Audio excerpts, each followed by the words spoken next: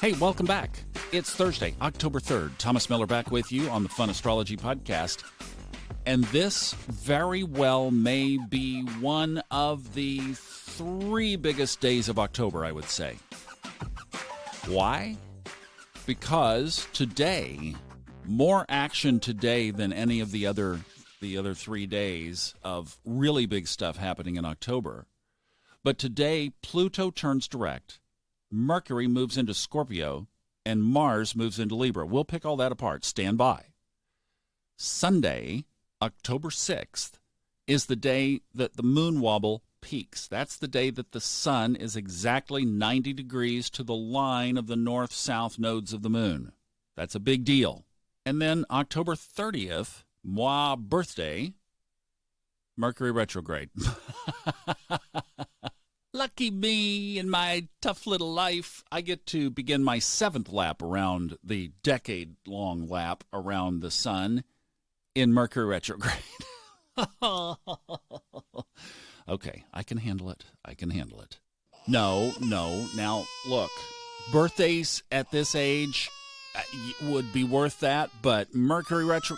Look, it's okay. I'm a Scorpio. I'm a survivor. I can handle it. Okay, thank you. Okay, let's talk about the first thing that's happening that's probably the biggest one, is Pluto is going direct. When did it go into retrograde? April 24th. Now, I think when Pluto went retrograde this year, reflecting back on it, what it mostly did is turned things inward, which retrogrades do. But it also slowed down this whole transformative process. I think it gave us a reprieve. Saturn was in retrograde at the same time, basically, that Pluto was. Saturn turned direct on September 18th. That was about 15, 16 days ago now.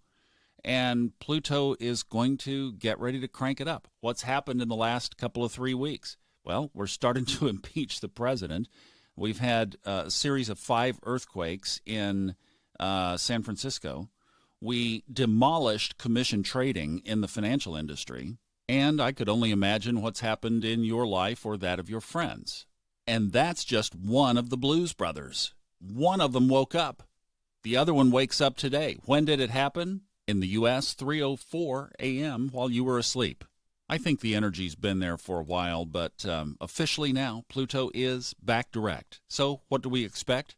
More transformation, wake-up calls, because now Saturn starts to chase Pluto between now and January 10th when it catches up with it at 22 degrees in Capricorn, and that is this big conjunction. The official conjunction, where they are exactly on top of each other, is on the 12th in the morning. But as I've been saying on this podcast since I started it this spring, this is the biggest transformational opportunity for those who are conscious that we have seen in the last 500 years. So the question is what are you going to do with it? One option is just to stay oblivious or blind it, block it, and the other is to work with it. You start to work with it, you find amazing support to make deep, deep, deep changes in your life. So if you follow the pattern of this historically, you have basically a trigger for the transformation. Okay, that, let's say, the American Revolutionary War led to the Declaration of Independence. Martin Luther nailed his thesis to the door of the church. That began the Protestant Reformation. Then you have a period of change, and then you have the birth of the new.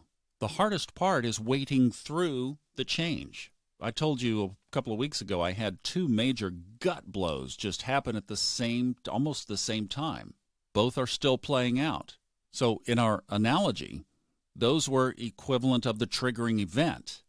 Then it plays out. Then you have the transformation. So the key is we have to wait for the transformation. But I would expect, with Pluto now direct, that is going to increase exponentially now. Next item, Mercury moves into Scorpio. It, because of the retrograde, will be in there until early December.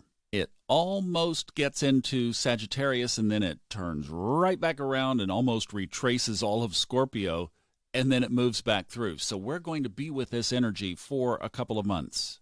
So if you take just the educational piece of Mercury, Mercury rules base education, not higher education. This is a great time to study things, to go deep on things. I can't wait because I'm going to really launch and deepen my astrological studies over the next 2 months. Majana has a course that she's studying right now. Perfect time to really dig into that. So go deep. Go as deep as you can.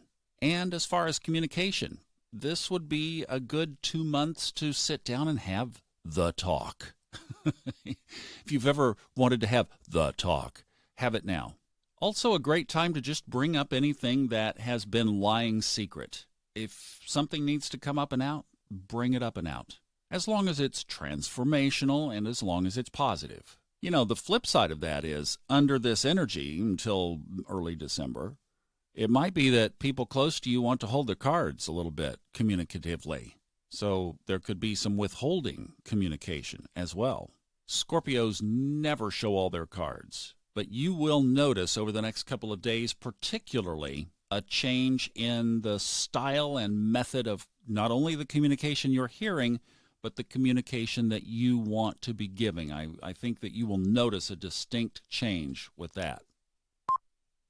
Next item, Mars moves into Libra. This is a big one because Mars is a fiery little red-headed hothead, okay? Nothing against anybody redhead. I love you redheads. I'm just saying it's a stereotype. Mars is a stereotypically hot-headed little firecracker. It is a fire sign. It has moved into Venus's lair of Libra, which is smooth and balanced and airy and light. Ah! Talk about bring back the baby. No, Mars is like, I gotta go in there. I'm not gonna do it. I don't want to go in there. I want to be Libra. I want to go in Libra.